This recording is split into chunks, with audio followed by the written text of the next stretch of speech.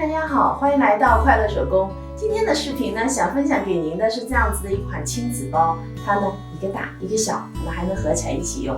一个视频和大家分享2种包的制作方法。这个呢是大包的2份面子材料，宽度24厘米，高度34厘米，放1厘米的缝缝。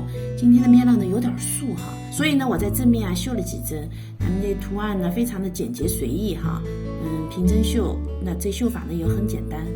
这个是大包的里子材料哈，尺寸呢和面纸是一样的，就是在包口呢有一个8厘米的拼色。这个呢是小包的里子面子材料，铺棉宽度20厘米，高度呢28厘米，同样的需要放1厘米的缝缝。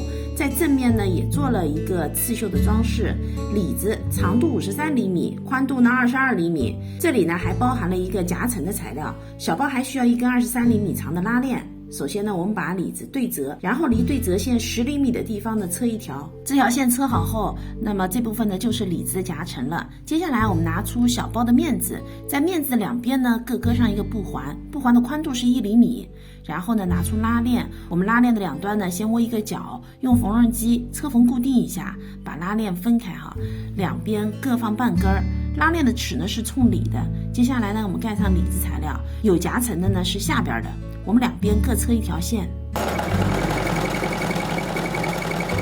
接下来呢我们把里子和面子分开，里子归里子折，面子归面子折，车上这2条边，在里子这儿留一个反口。车好以后呢，从反口翻到正面，封上反口呢，小包就做好了。接下来呢我们开始做大包，我们把里子面子正面相对叠齐，车上这3条线，里子呢也是一样的。里子面子车好后呢，我们在包底打一个2厘米的角，里子面子一共打4个角。然后呢，在面子的包口侧缝的位置上，我们固定上2个布环。底角和布环车好以后呢，我们把里子翻到正面，搁进面子里，然后呢，包口车一圈，需要留一个反口。现在2个包呢都制作完成了，我在大包的包口位置呢还装了这样的一个吸扣哈。我们这个包呢可以分开背，也可以像这样叠加在一起背，刺绣的风格是一样的，所以呢整个是有整体感的。这期视频内容就是这些了，感谢您花宝贵的时间来看我的视频，记得要帮我点赞哦。